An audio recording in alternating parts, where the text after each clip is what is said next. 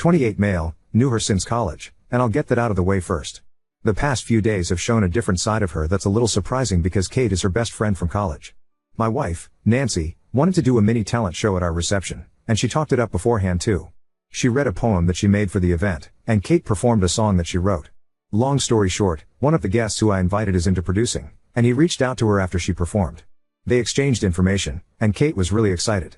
He wanted to network with her following the reception, and she even thanked my wife for hosting the talent show over text, but Nancy became really bitter about it, and that's why I'm writing this. She hasn't responded to Kate's message, and she said she regretted doing the talent show too.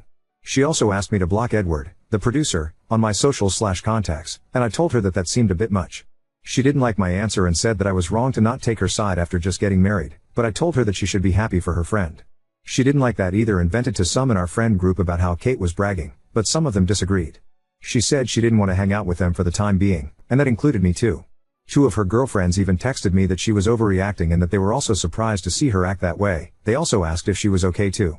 My dad is suggesting counseling and said that asking me to remove friends is an unhealthy way to start a marriage, and I'm honestly more than a little scared. I asked if she'd be open to counseling, but she said there was no need because Kate was her friend first and I shouldn't choose Kate over her. I just want to ask what to do next since she refuses counseling and sees no issue with cutting off our friends. Update 1. A lot of it still feels surreal having known her since my early 20s and the 180 after the wedding. I want to address a few things that were asked in my first post before getting to the update. Nancy and Kate were not the only ones who performed in the talent show. During planning, Nancy said she wanted to showcase her friends and how awesome/proud she was to have them. She also said it was a bonding thing between her girlfriends, from our friend group, and the girls were the ones who performed.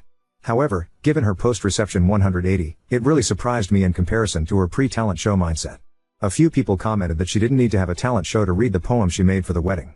She could have just read it at any time as the bride. The reason I'm writing this post is because of something else that came up and led to a conversation. We had a vacation coming up, but she no longer wants to go on it. In the time since my first post, she's continued to have random mood swings due to thinking about Kate. Sometimes that's venting about how Kate would have nothing without her or getting really quiet and distant, even while eating. She's also still upset at her girlfriends who she vented to about Kate. But when they disagreed and called her out for being bitter over a talent show no one forced her to have, she told me to cut off our friend group along with blocking the producer/girlfriends too. When I disagreed, she became distant and said I was choosing them over her. My dad suggested counseling and talking to her again because asking me to cut off friends was an unhealthy start to the relationship. So I talked to her after my first post and asked if she'd be open to it, but she said there was no need because all I had to do was cut them off. She also said I was choosing them over her and that she wouldn't go on our vacation until I did. When I asked her why Kate bothered her so much, she said she tried to publish in the past, a novel, and didn't get any hand-me-downs then. But when I reminded her that my friend was a producer on the side in his basement, she said I should have known better than to invite him, as if I should have known he would have liked Kate's song. When I told her that I wouldn't block the producer/entire friend group, she said I was entitled like Kate and that she wanted a break because I didn't care about her. I told her that I love her but didn't think it was healthy to cut off everyone. I also told her that she should be happy for her friend because Kate was really grateful, but she didn't seem to care. She has since gone to stay with her parents and left some of her things in our apartment. I talked to my dad after she ignored texts/calls for a few days, and he suggested bringing up an annulment because it had gone too far. Her parents have also ignored my calls, but I want to clarify Kate's text before I'm done. Kate wasn't arrogant or anything to Nancy. All she did was thank her for putting together the talent show that allowed her to network with the producer after the wedding, and she also offered to take her out to lunch as thanks. There was no arrogance from Kate, and the producer is also engaged, as some people inquired about too. I'm just really surprised and hurt that her bitterness turned me into a bad guy for inviting my producer friend, as if I was supposed to see into the future and not invite him. Update 2. Just wanted to come back to conclude this because it's been helpful to hear opinions and get everything out. A lot of people asked how I was in messages, and there were too many to reply to. We are currently in the process of a divorce. She's staying with her parents, and I've had some time to process and see things differently. I want to touch on two things that's happened since my update. The first is a Facebook post she made about me and the guests. In her post, she said he was supposed to win and that it was an unwritten rule for the bride to win, as if wedding talent shows are normal. She also accused them of smiting her on her day when no one knew about the show beforehand except her participating friends. She then accused me of taking Kate's side instead of comforting her as her new husband, but taking her side meant cutting off our friend group as she had in the aftermath. I don't know how her parents feel after she called out both sides of the guests, but I really don't care at this point. She also wanted me to cut off my producer friend, Edward, who approached Kate after she sang her original song and asked if they wanted to collab sometime. And I want to focus on that I talked to Edward recently about everything, including how she wanted me to cut him off, and he couldn't believe how much it affected her. Nancy and I watched a football game at his house with him and his fiancée some months back, and he has a day job in an office. When I told him about how Nancy was jealous of Kate's big break, he couldn't believe it and said that he planned to let Kate use his audio interface to plug into her guitar and record a high-quality instrumental of her original along with his microphone too. He also said he wasn't great at mixing and was taking online courses to learn, so he was gonna suggest that she commission someone to mix/enhance the files they'd record because he was far from a professional. He's a really chill guy, but he couldn't stop laughing over how Nancy thought that he was all that. He only wanted to use his interface to give her a high-quality recording after learning that she didn't have equipment and recorded her original on her phone. He and his fiancée planned to have her for dinner, just like they had me and Nancy over for football, and recorded in the basement afterwards. Looking back in hindsight, it's crazy how you can be blinded to things, but I never imagined just how crazy she could get. I didn't say this in my first 2 posts because I thought it might overshadow her actions, but she sometimes posts about women empowerment on her socials, and I recently thought about that for one reason.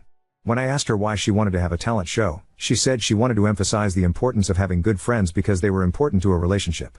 But as I look at it now, perhaps it was never about that. Nancy was bothered the second that Kate's song got a better reception than her, and she doubled down when she vented to 2 of her girlfriends after the wedding who called her out for being jealous, and that made her demand I also cut off our friend group. To everyone who asked what her poem was about, it was about women empowerment and the importance of having good friends and family when starting a family, and she told me the premise beforehand although she never showed me the poem. She wanted it to be a surprise, but I never had a chance to see it on paper after the wedding for reasons. Many people also corrected how she said that Kate received a hand-me-down opportunity at the wedding, but the proper term was handout as many corrected. I really appreciate everyone who offered advice as it helped a lot mentally, not to mention looking back at how crazy it all was. Just hoping to fully get over it as time goes on, but I've gotten over some of it recently. Update 3 months later, I'm grateful that everything came out when it did, and we are officially no longer together. She wanted nothing to do with me after accusing me of taking Kate's side by refusing to cut off friends who said she overreacted when she vented about Kate stealing her thunder by getting a better reception for her song, among other hateful things she said about her, and that made the process easier. However, months later, Nancy's still not over it, but I want to give an update on Kate first. Kate reached out to me towards the end of the divorce process because Nancy took out her frustration on her, and she told me some things I didn't know. I mentioned in my first update that Kate sent a text thanking Nancy for the opportunity to sing at the wedding after it led to her meeting the producer, and she sent shortly after the reception. However, unbeknownst to me, Nancy sent her DMs blaming her for the divorce before it was official, and that was news to me. She told me she was sorry for performing at the wedding along with the divorce, but I told her that she had nothing to apologize for. Her best friend, Nancy, asked her to perform, and she simply did, but Nancy didn't stop at DMs. Since my last update and the divorce becoming official, Nancy went online to make her feelings public, not just about Kate but the friends who said she was overreacting too. She said that her friends should have talked her out of the talent show because friends look after each other, when the talent show was her idea entirely that she pushed for against suggestions otherwise. She accused them of being fake friends who never had her back and sided with Kate over her, and she had the nerve to tag them too. However, she left the worst for Kate. She accused Kate, and her friends, of setting her up on her day, and she made a separate Facebook post to rant about Kate. She also called her a B among other things, but she also disclosed some mental health challenges/medications from Kate's past, and it was petty and very inappropriate. I want to reiterate that Kate was her best friend long before me, but she also disclosed a very personal event, that I never knew about, from Kate's life which was wrong, and it led to people finding out that Kate hadn't told and caused her a lot of stress. From what I've heard, some of the people in Nancy's friend group reached out to me before the divorce too, and one of them we'll call Hannah, who knew Nancy before me too, said that she knew about Nancy's struggles to publish as she vented years back, after I told her about my talk with Nancy where she brought up her publishing struggles, and she said that many of them tried to encourage her. However, she never saw that jealous side of her despite knowing her for much longer, and she thinks it was the culmination of wedding stress among other things, but she didn't want to chalk it up to just that because she said that that was a deeper insecurity. She also told me to not beat myself up too much because her friend group never saw that side of her too, and they knew her for years before me. Nancy's friend group has since cut her off, but the last thing I'll say is on Kate. Kate and her friends have been really supportive and even apologized for not talking her out of the talent show beforehand, but I told them that they had nothing to apologize for because Nancy accused me of inviting my producer friend and not magically knowing that he would have networked with Kate. Hannah said that Kate's been really hurt about the sensitive posts and having to explain to people she never told. She also said that Kate's thinking of trying to go after Nancy legally, but she's not sure if anything can be done since it was on Facebook, now deleted, although she got screenshots, but it's apparently taken a toll on her mental health to the point that she's trying to see her options. I won't come back to this again because it doesn't really involve me at this point, but I'm trying my best to be supportive of her too because she didn't deserve any of this, but I hope it all works out for her in time whether she decides to pursue legally or not. Now on to second story. Innocently shared my traumatic pregnancy experience with my coworkers, and now Linda excludes me from social events and is openly hostile. A new coworker started 3 months ago. Let's call her Linda. She seems pretty nice, which is why I'm really not sure about all this. At my work, we have a tradition where once a new employee successfully completes their probation, we go out for a team lunch. Nothing fancy, but something nice to celebrate. Linda passed her probation, so we went out for lunch. As we're eating, we all get to talking, and the topic of the magic of pregnancy/childbirth comes up. Everyone was sharing sweet moments from their pregnancy. I enthusiastically joined in but didn't share any of my own. I think Linda noticed because she specifically turned to me and said, "Linda, you had twins, didn't you? That must have been a wonderful experience." I smiled and said something along the lines of how I wished my pregnancy and birth had been as positive an experience as theirs had been. To be clear, it was not said sarcastically at all. The truth is I hated every moment of being pregnant. I could write a long list of all the magical symptoms I had, but I'll just give you the highlights. Horrific vivid nightmares. Hyperemesis gravidarum, severe morning sickness. Debilitating migraines. A metallic taste in my mouth. And then the birth. Honestly, I feel like anything that could go wrong, but not be life-threatening, did go wrong. Worst of all, due to some of the complications I ended up being kept in hospital for a while, so I missed the first few days with my girls. It's safe to say I hated every moment of being pregnant, and every moment of labor.